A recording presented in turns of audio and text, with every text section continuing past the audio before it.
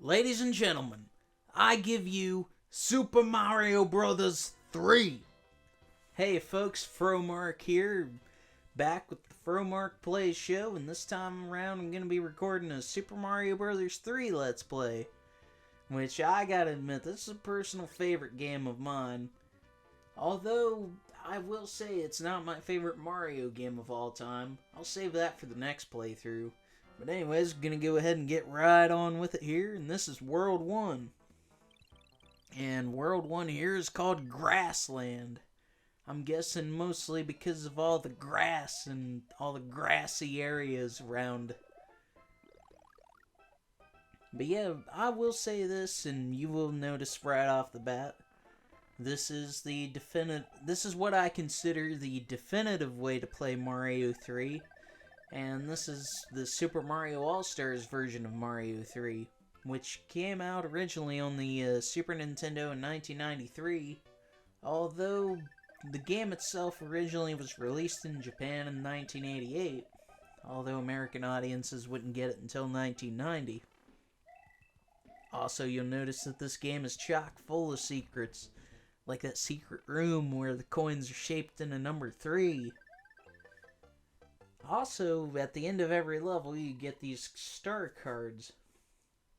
Well, if you manage to hit those a certain way, it's kind of a chance thing, but it's also like a match game where if you manage to get 3 stars, you get 5 lives. If you manage to get 3 fire flowers, you get 3 lives, and 3 mushrooms, it's 2 lives.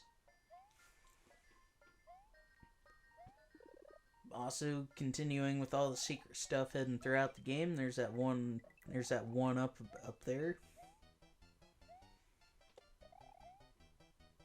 But yeah, I have so many fond memories with this game, and this is definitely my favorite Mario game on the All-Stars collection. And I can definitely see how this game took the franchise in all kinds of different places from here. Although there are plenty of times where Nintendo goes back to Mario 3, obviously, and we continue to see stuff like grasslands and desert lands and waterlands and plenty of the characters that were originally introduced here. And continuing on with the secret stuff, there is a secret music note block there where you can be transported up here. And up here there is a cloud place where if you manage to fly at the right time, I do manage to show that off actually. If you manage to fly at the right time, there's a hidden block up ahead where you can get an extra life. Once again, adding to the fact that there are plenty of hidden goodies. And yeah, I don't know what the hell happened there, but it's some kind of video glitch. I also want to point out that this is the first Let's Play in the Fromark Plays series that is a little bit different as far as the video looks. As I finally managed to fix the aspect ratio on my capture card and finally be able to see older games as they were originally intended. I actually got a lot of criticism from one of my friends who said that the aspect ratio turned him off from watching my videos, so it's a new year, a new aspect ratio, and a lot of cool things ahead here on the Fromark channel. We'll continue things right along here with another video glitch, but also World 1-4, and this is where auto-scrollers were introduced in the Mario series. And as far as I know, they've never looked back. And I say as far as I know because I really haven't played a lot of the newer games in the series, and that's mostly just because the newest console I have in my video game library is the Nintendo Wii, which is what this version is actually being recorded off of.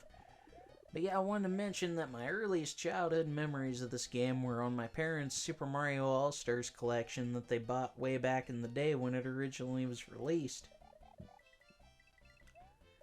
But yeah, so because of that, they had always had that collection, and they still have that collection cartridge.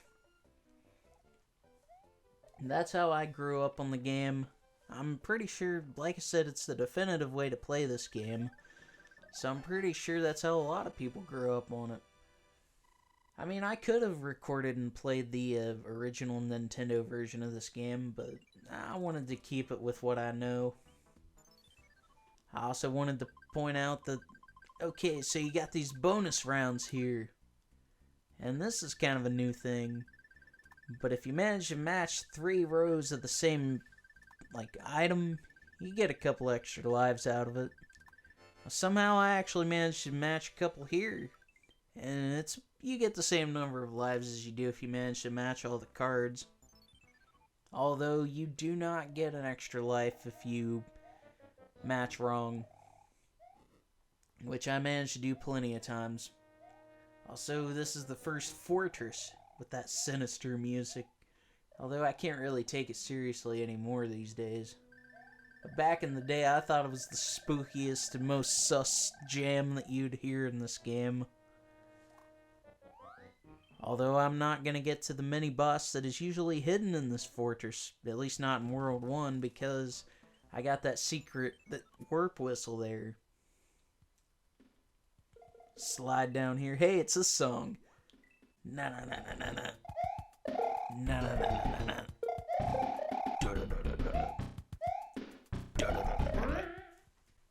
Hey, it's another one of these things. Which, this is the second and final one of these that I know where they are. I actually don't know if there are any more of these hidden throughout the game. I mean, feel free to leave it in the comments section because I've never bothered to look it up myself. Although there are a few things that I have looked up about this game since I recorded the Let's Play. Or at least, since I recorded the gameplay. But yeah, just gonna boogity on out of here. And hey, I got another one of them stars, but I don't know if I managed to get it this upcoming time or not. We're not gonna find out in World 1. As those card things only show up in the main levels. But yeah, since I had played this game so many times growing up, and since I had spent so many hours preparing to record this gameplay footage, I kind of figured that Mario 3 was going to be my bread and butter as far as recording Let's Plays over here. This is a game I've been looking forward to recording for a long time. So I also wanted to go ahead and mention, though, that since I grew up on the All-Stars version of this game, I also briefly owned it on Game Boy Advance. Because I think it was in 2003 or 2004, Super Mario Bros. 3, the All-Stars version, was re-released on the Game Boy Advance. And I did briefly own a copy of that, which, funny story, I let one of my friends borrow that when I ended up getting it. And I never got it back. That son of a bitch never gave me it back. But I guess that's all fine and good now. Funny thing to add to that, I went over to his house one day not too long after he stole that from me, and I literally seen it over at his house, and I called him out on it, and he was like, yeah, that's a different copy, I lost yours. Which I know that's a bunch of BS. I mean, the same person tried to say that I stole a bunch of Pokemon cards off of him around that time period, and that's not true either. He was just jealous of the Pokemon cards that I had collected up to that point and how some of them weren't the same ones that he had. I mean, he had a pretty impressive collection, don't get me wrong, but I don't know. I mean, I'd worked hard on that collection of mine. But I mean, whatever. That was like 15 plus years ago at this point. I was a kid.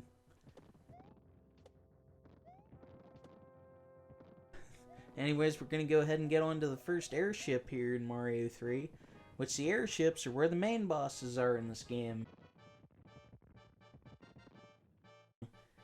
And when I say main bosses, they're basically just Bowser's Koopa kids. And, of course, Bowser being the main big bad Koopa in charge of all the stuff in Mario games. He's the main antagonist.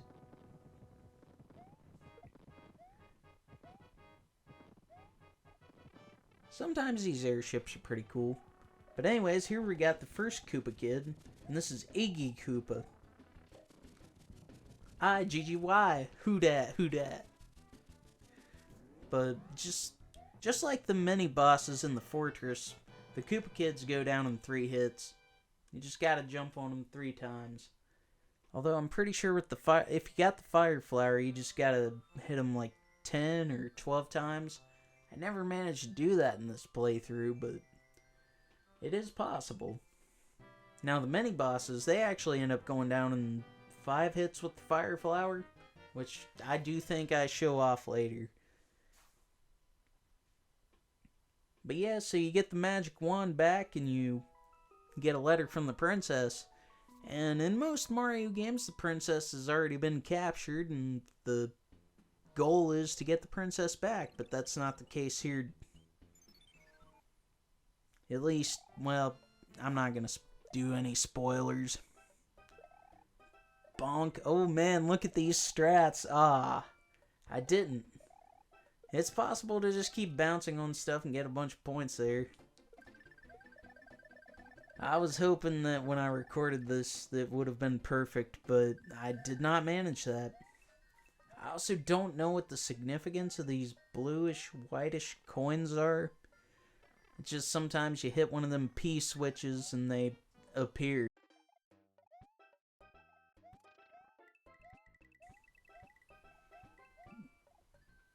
And I will admit, when it comes to the coins, I can be a little bit of a klepto, but not too much.